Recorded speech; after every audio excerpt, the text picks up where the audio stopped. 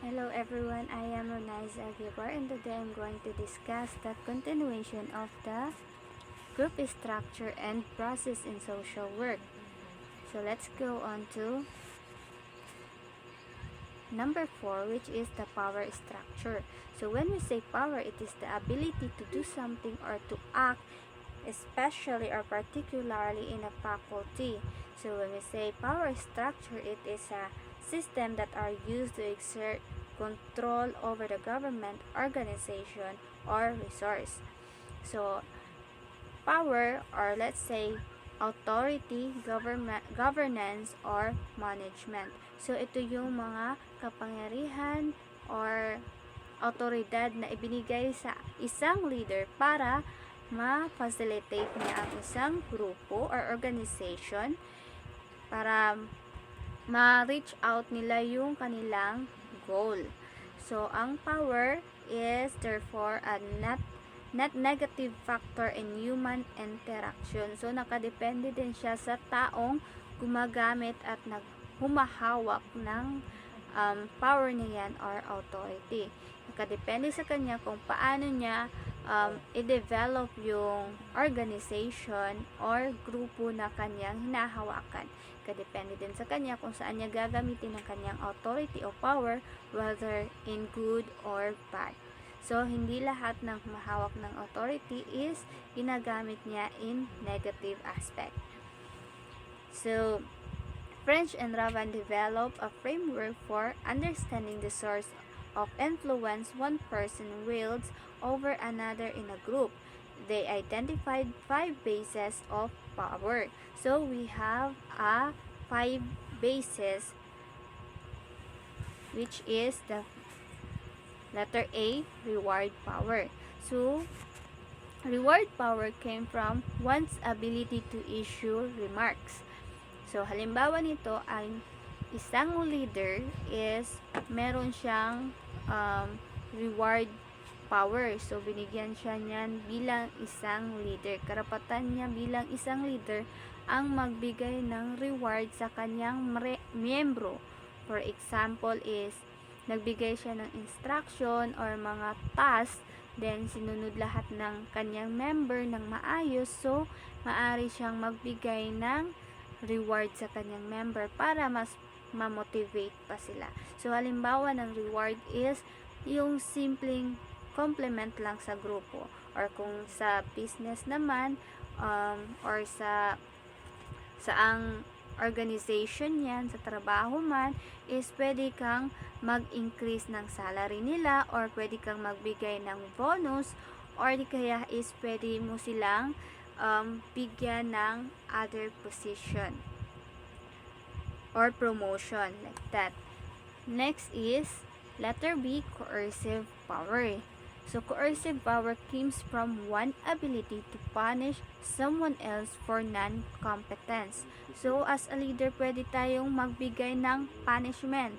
Pero yung punishment na yun is para mas ma-motivate siya at mas mabigyan siya ng lakas ng loob na patunayan niya ang kanyang sarili na may ibubuga siya, na mali ang mga sinasabi sa kanya na wala siyang kakayanan. So, ginagawa ng leader yun or ginagamit ng leader ang coercive power para mas mag-cooperate lahat ng kaniyang miyembro.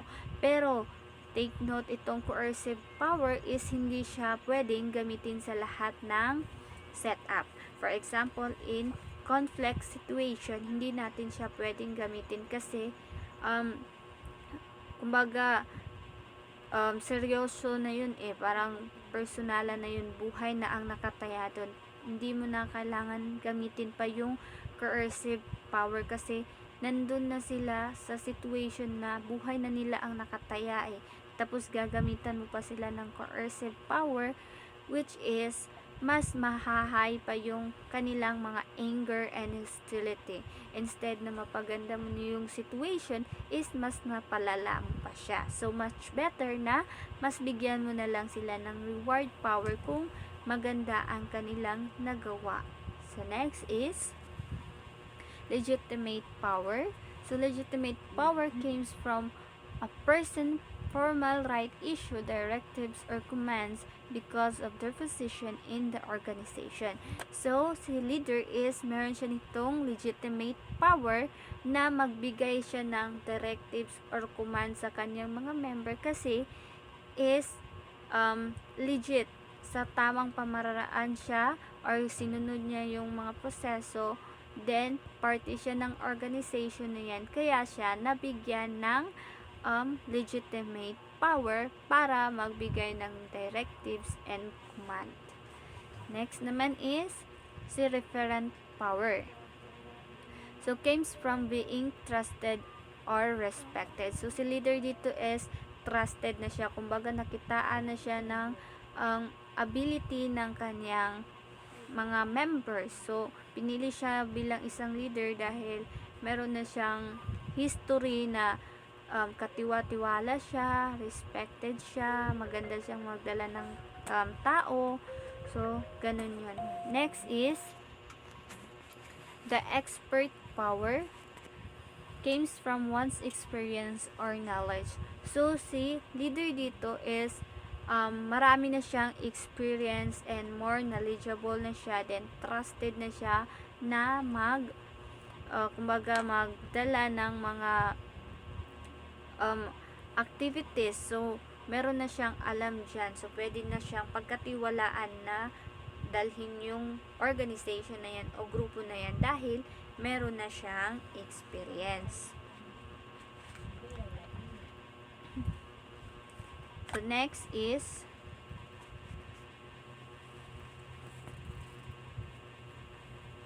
number 5, leadership. So, leadership is very related to concept of power. Is that leadership is essentially the ability to influence other people in some way. So, si leadership is very common na siya, diba? Kasi we all know na marami ng mga magagaling na leaders ngayon. So, as a leader is kailangan gawin natin yung part natin, patunayan natin sa kanila na hindi masasayang yung mga pagtiwala nila sa atin. As a leader is kailangan nating gampanan yung role natin as a leader.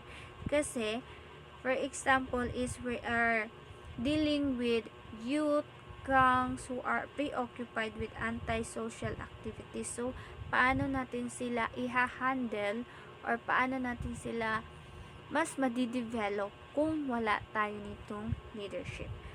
So, these theories, so we have a theories on this leadership. So, this theories is the position theory. A person or leader who occupy the topmost position and all of the others below would be the lesser leaders.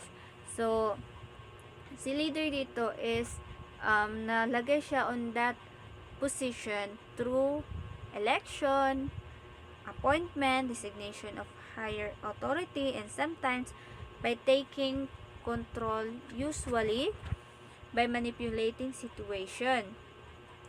This then gives a person authority for influence over the people. So, next is trait theory.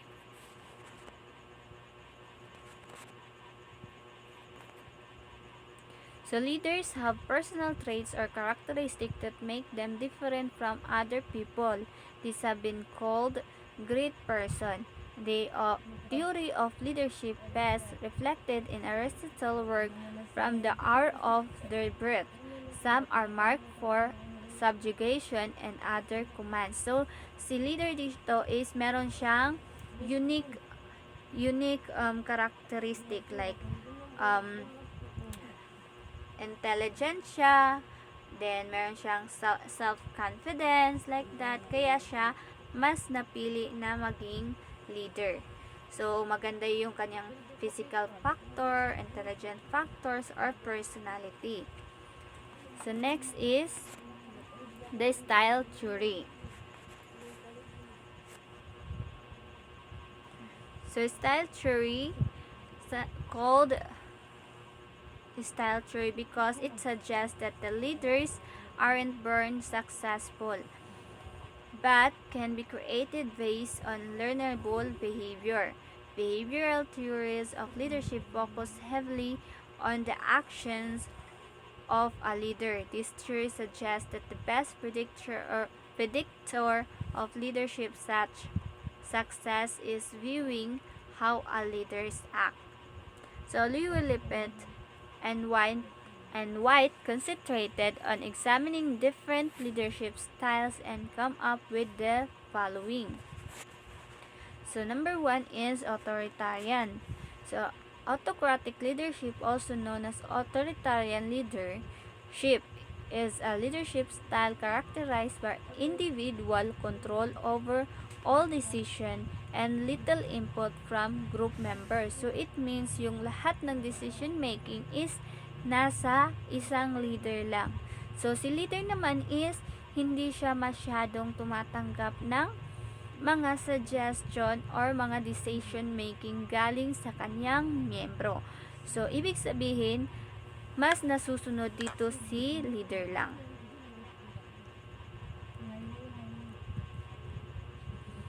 Then, next is democratic, also known as participative leadership or shared leadership, is a leadership style in which members of group take a participative role in decision making process. So dito is si leader at saka si member is meron silang unity.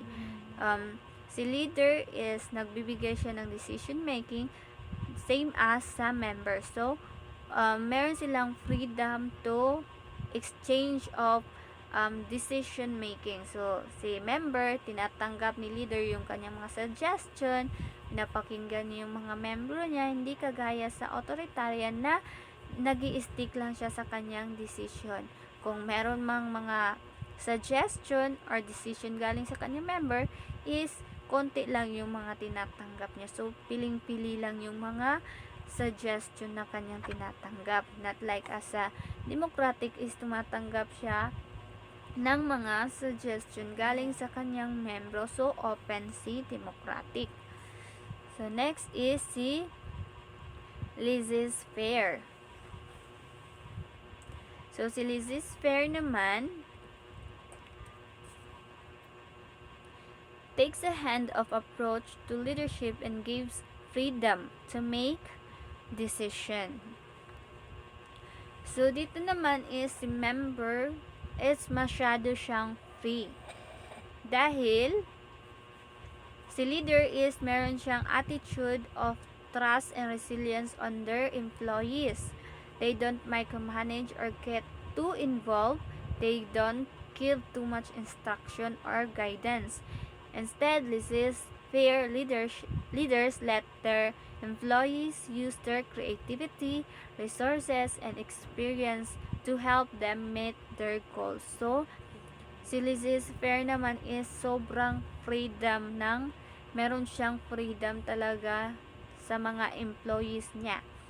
Halos hindi niya na pinapakailaman yung mga employees niya, hinahayaan niya na lang ito kung paano nila ma-reach ang kanilang goals. Hindi kagaya sa democratic and authoritarian is nagbibigay sila ng mga guidelines, then gina-guide talaga nila yung mga tao nila. Kaso dito is masyado silang free para mas ma-express nila kung ano ang kanilang gusto at gusto nilang gawin. So, let's proceed on situational theory.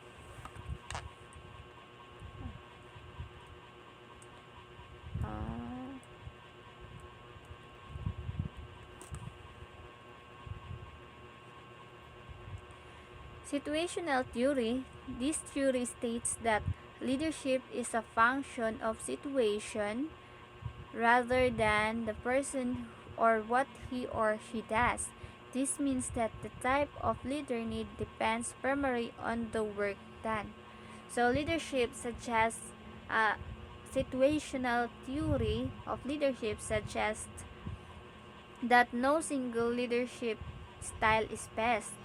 Instead, it depends on which type of leadership and strategies are best suited on the task, to the task. So, wala siyang pinipiling leader basta suited na siya sa mga task na kailangan gawin. So, ox na si leader doon. Next is si functional leadership theory. This is a theory for identifying specific behavior by leader that it is expected contributes to efficacy of the organization as a whole part of it. So, dito naman is si leader is nag-identify siya ng specific behavior, then nag-contribute siya ng efficacy of the organization as a whole. So, si leader dito is meron siyang big rule. Then, the core of the theory is that the leader's most important task is to ensure that everything the group needs is provided. Next is number 6, the rule structure. The term rule refers to socially organized pattern of expectation behavior on the part of a person in a certain position which help us to interpret what person is doing or trying to do. Individuals perform many different rules in life. Yes, every individual is meron tayong different rules in life. So, there are 6 rules for male and female, sex rules, age rules, occupational rules, social worker, marital rules. Then, in relation to each of these rules, there are certain things a person is expected to do.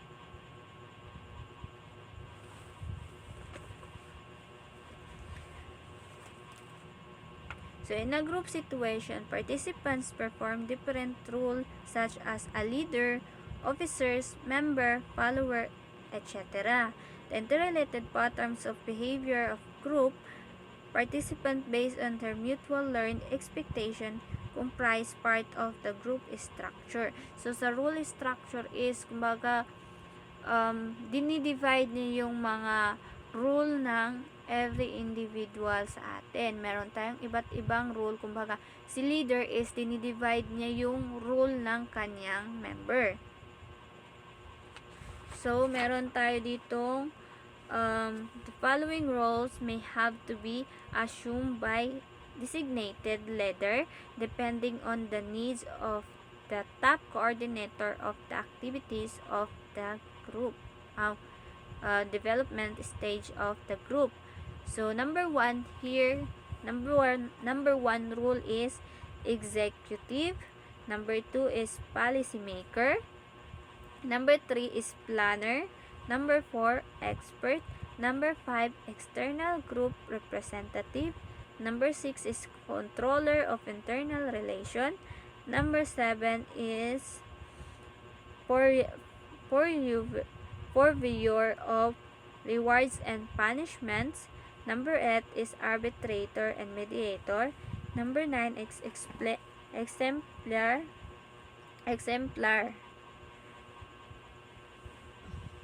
So, number 10 is ideologist. Number 11 is scapegoat. So, that is the developmental stage of the group. Then, next is group norms. Group norms are the spoken or unspoken rules that guide how team members interact collaborative,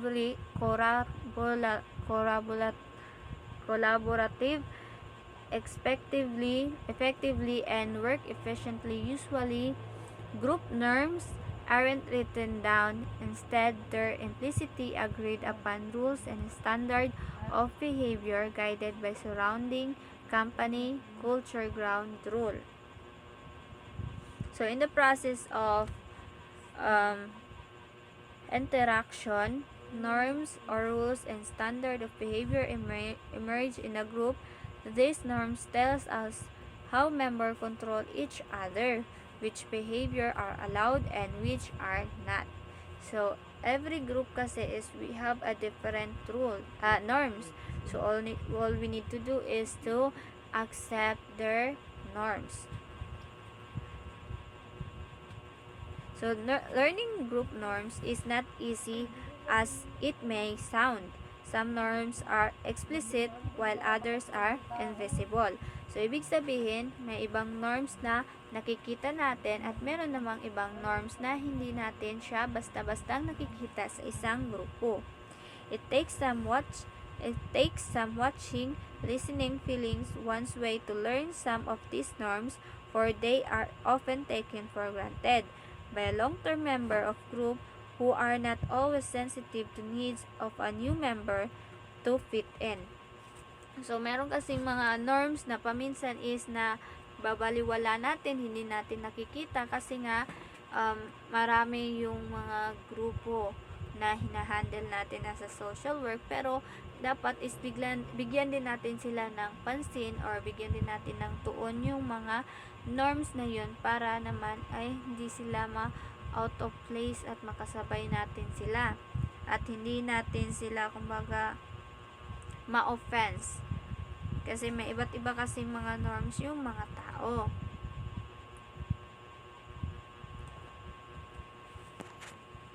So, for example, norms might include any or of the following. So, halimbawa, meron tayong iba't ibang mga norms na nakita na hindi natin masyadong na-address, then, kumbaga, hindi natin sila masyadong na-adapt. Mas mabuti na i-treat each other with dignity and respect na lang kung naninibago tayo sa kanilang norms or kumbaga hindi natin alam yung norms nila, mas mabuting tayo, kumbaga makiramdam tayo sa kanila. Then avoid hidden agendas, be genuine with each other about ideas, challenges and feelings. Then have confidence that issues discussed will be kept in confidence. Then listen to understand, practice being open-minded. So, as a social worker or a leader, kailangan matuto tayong paano natin sila pakisamahan at paano natin sila i-treat equally kahit na meron pa tayong iba't ibang norms or culture or ano pa ang meron sa ating grupo na hinahawakan. So, I think that's all for my report. Thank you for watching and I hope you learned new on my topic. That's all. Thank you.